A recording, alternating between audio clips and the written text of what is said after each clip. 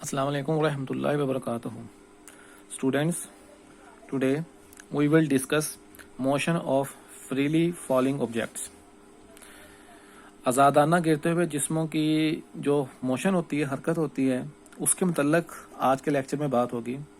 Students, कभी आपने observe किया होगा, कभी आपने मुशाहदा किया होगा कि जब आप कोई भी चीज़ होती है वो एक स्पेसिफिक हाइट से नीचे गिराते हैं या नीचे से आप कोई चीज़ ऊपर की तरफ जो है वो थ्रो करते हैं, फेंकते हैं, तो ऊपर जाते हुए कोई भी चीज़ होती है उसकी जो मोशन होती है, उसकी जो वेलोसिटी होती है वो डिक्रीज होती है, कम होती है। यानी कि चीज़ ऊपर जाते आते स्लो होते होते होते एक ख़ास मकाम पे जाकर रुक के फिर वापस आती है।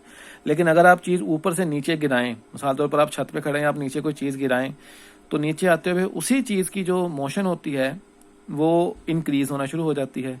मतलब उसकी उनकी जो मोशन होती है और उसकी जो वेलोसिटी होती है वो इंक्रीज़ होती है। बुलंदी यानी कि हाइट के लिहाज से आज़ादाना ऊपर से नीचे या नीचे से ऊपर हरकत करने वाले जिस्मों का एक्सेलेशन ग्रेविटेशनल एक्सेलेशन होता है। और उसको हम ऐसे डिफाइन कर सकते हैं, आपकी बुक के हिसाब से आप देख सकते हैं यहाँ पे, the acceleration of freely falling bodies is called gravitational acceleration. मतलब आज़ादाना गिरते हुए जिस्मों का जो एक्सेलेशन है उसको हम लोग क्या कहते हैं, ग्रेविटेशनल एक्सेलेशन कहते हैं। कोई भी चीज़ होती है उसको ज़मीन एक स्पेसिफिक फोर्स के तहत खींचती है, वो फोर्स ऑफ ग्रेविटी कहलाती है। ठीक है, इस ग्रेविटेशनल एक्सेलेशन को हम डिनोट करते हैं जी से।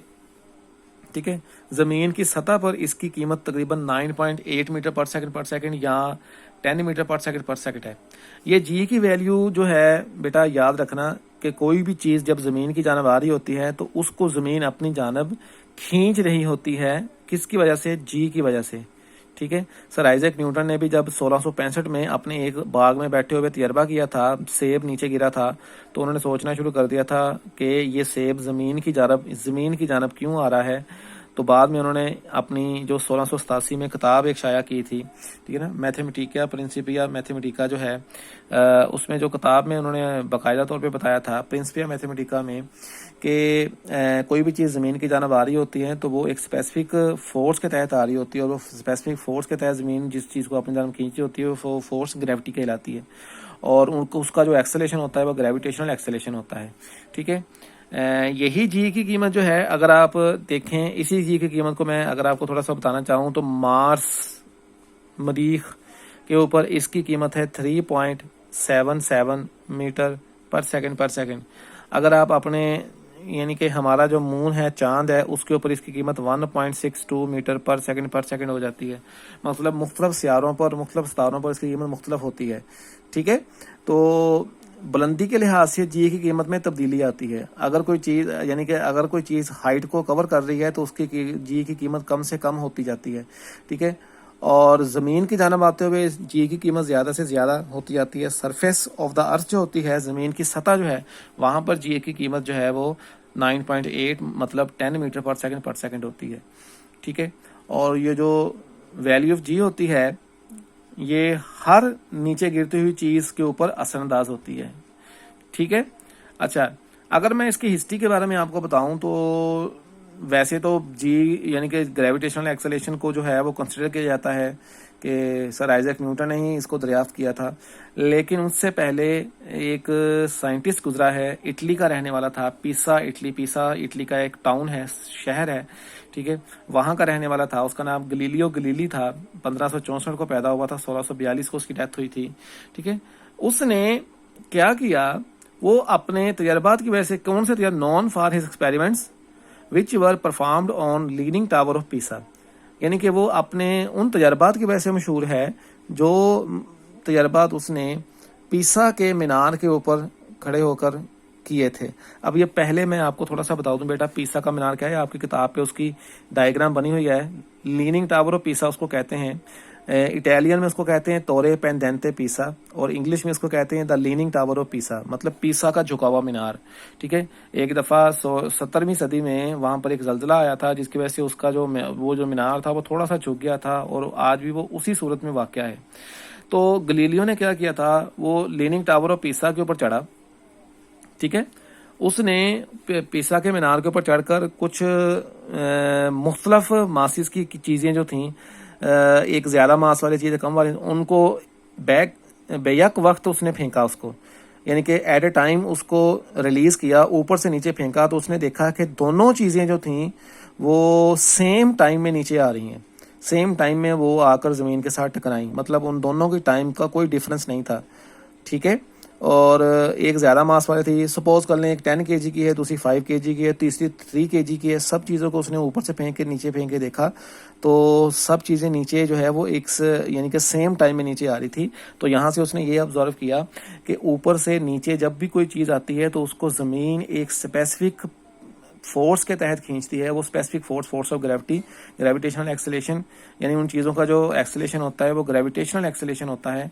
कोई भी चीज़ जब ऊपर से नीचे आती है तो ग्रेविटेशनल एक्सेलेरेशन की कीमत जो है वो सेम होती है, यानी कि अगर एक 5 किलोग्राम वाली चीज़ भी नीचे आ रही है और अगर एक 10 किलोग्राम वाली चीज़ भी नीचे आ रही है और अगर एक 15 किलोग्राम वाली चीज़ भी नीचे आ रही है, तो an object which having some mass, हर चीज़ जो मास रखती है वो ज़मीन की तरफ एक स्पेसिफिक एक्सेलेरेशन के तहत आती है, ग्रेविटेशनल एक्सेलेरेशन, और वो एक्सेलेरेशन जो है वो ग्रेविटेशनल एक्सेलेरेशन कहलाता है, जिसकी कीमत ज़मीन की सतह पर 10 मीटर पर सेकंड होती है, ठीक है। यहाँ पे मैं आपको एक मिसाल पुट करता हूँ कि एक बंदा, चले मैं कहता हूँ, सपोज कर लें, आप अपने जहन में लेके आ जाएं कि गलीलियो ही पीसा के मीनार के ऊपर खड़ा है, उसने पीसा के मीनार के ऊपर से, सपोज कर लें, फर्ज कर लें 50 मीटर की बुलंदी पर है वो, 50 मीटर की बुलंदी पर, वहां पर उसने पहले एक बाल फेंकी, ठीक है, ब्लॉक फेंका, एक पहले एक ब्लॉक फेंका, लकड़ी का ब्लॉक था, उसने नीचे की जाने फेंका,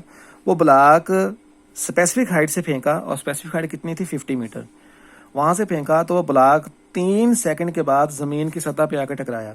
इसका मतलब ये हुआ कि जमीन ने उसको 10 मीटर पर सेकंड की फोर्स से खींचा, जो कि फोर्स ऑफ ग्रेविटी कहलाती है। फिर उसने एक बाल लिया, फर्ज कर लें जो ब्लॉक था उसका वजन था 200 ग्राम और जो बाल है उसका वजन है 100 ग्राम, ठीक है। अब उसने वो बाल नीचे फेंकी तो बाल भी स्पेसिफिक हाइट 50 मीटर से ही नीचे फेंकी, तो बाल भी 3 सेकंड के फौरन बाद जमीन की सतह से आकर टकरा गई, तो इसको भी जमीन ने अपनी तरफ 10 मीटर पर सेकंड की एक्सेलेरेशन से, ग्रेविटी से खींचा। तो इसका मतलब ये हुआ कि जमीन हर चीज को अपनी जानब, जिस एक्सेलेरेशन के तहत जमीन अपनी जानब किसी चीज, यानी किसी भी चीज को जमीन अपने जानब जिस फोर्स के तहत खींचती है वो फोर्स ऑफ ग्रेविटी कहलाती है, और उन चीजों का एक्सेलेरेशन ग्रेविटेशनल एक्सेलेरेशन कहलाता है, ठीक है। एक बात यहाँ पे काबिल गौर है, मैंने अलहदा करके लिखी है किताब पे, मेरा ख्याल है कि आपको एक लाइन में मिलेगी, देखें कि when a body is moving downward, ठीक है, अगर एक जिस्म जो है वो नीचे की जानब आ रहा है, ऊपर से नीचे हाइट को कवर करके नीचे की जानब आ रहा है, आजादाना नीचे की जानब गिर रहा है, नीचे आ रहा है, ठीक है, तो नीचे आते हुए हर चीज की जो वेलोसिटी होगी वो इंक्रीज होगी, ठीक है, वेलोसिटी उनकी क्या होगी, इंक्रीज होगी, और जी की वैल्यू ऊपर से नीचे आते हुए पॉजिटिव होती है, g will be positive when a body is moving downward, ठीक है। अच्छा, When a body is moving upward, जब आप नीचे से ऊपर कोई चीज फेंकते हैं तो वो मुखालफ सिमत में जा रहा है, ग्रेविटी की सिमत तो ये है, लेकिन आप चीज को मुखालफ सिमत में भेज रहे हैं, ठीक है। ग्रेविटी टूवर्ड्स अर्थ होता है, सरफेस ऑफ द अर्थ होता है, लेकिन आप चीज को ऊपर की जाने भेज रहे हैं, तो चीज ग्रेविटी की मुखालफ सिमत में जाएगी, तो ग्रेविटी की कीमत जो है वो -10 मीटर पर सेकंड माइनस में चली जाएगी, ठीक है। उसकी वेलोसिटी डिक्रीज होगी। आप देखें, आपके गेंद को ऊपर फेंकते हैं तो ऊपर जाते हैं तो उसकी वेलोसिटी स्लो होती एक जगह पे वो जाकर रुक जाती है, रुकने के बाद फिर वापस आती है, ठीक है ना। तो इसका मतलब ऊपर जाते हुए उसकी वेलोसिटी डिक्रीज होती है, ठीक है। और उसका ग्रेविटी, उसकी जो फोर्स ग्रेविटी होती है वो -10 मीटर पर सेकंड होती है, ठीक है। अच्छा, उसके अलावा एक और बात कि आप देखें, आपने इक्वेशंस ऑफ मोशन 3 पढ़ी थी। पहली इक्वेशन पढ़ी थी आपने VF is equal to VI plus AT, दूसरी इक्वेशन आपने पढ़ी थी S is equal to VIT plus 1/2 AT square, और तीसरी पढ़ी थी 2AS is equal to VF square minus VI square, उसकी हमने डेरिवेशन भी की थी, ठीक है। अगर एक जिस्म, if a body moves under gravity, अगर एक जिस्म ग्रेविटी के तहत मूव कर रहा हो तो जो इक्वेशंस होती हैं मोशंस की वो क्या बन जाती हैं, वहां पर acceleration becomes gravitational acceleration and S becomes H, यानी कि S जो है वो हाइट के लिहाज से H बन जाता है और एक्सेलेरेशन जो है वो ग्रेविटी के लिहाज से ग्रेविटेशनल एक्सेलेरेशन बन जाता है। तो इक्वेशंस क्या बन जाती हैं, VF is equal to VI plus GT a convert into g, ठीक है, ए कन्वर्ट इंटू जी। इसी तरीके से सेकंड इक्वेशन एस की जगह पे H is equal to V I T plus 1/2, ये जी है, ठीक है, ए की जगह पे जी क्योंकि ये ग्रेविटेशनल एक्सलेशन है। और थर्ड इक्वेशन बन जाती है 2as है, तो ये बन जाए it will become 2gh is equal to V F square minus V I square. Students, ये आज का आपका टॉपिक था, ठीक है। आई होप आपने उसको अच्छे तरीके से अंडरस्टैंड कर लिया होगा। अल्लाह हाफिज़।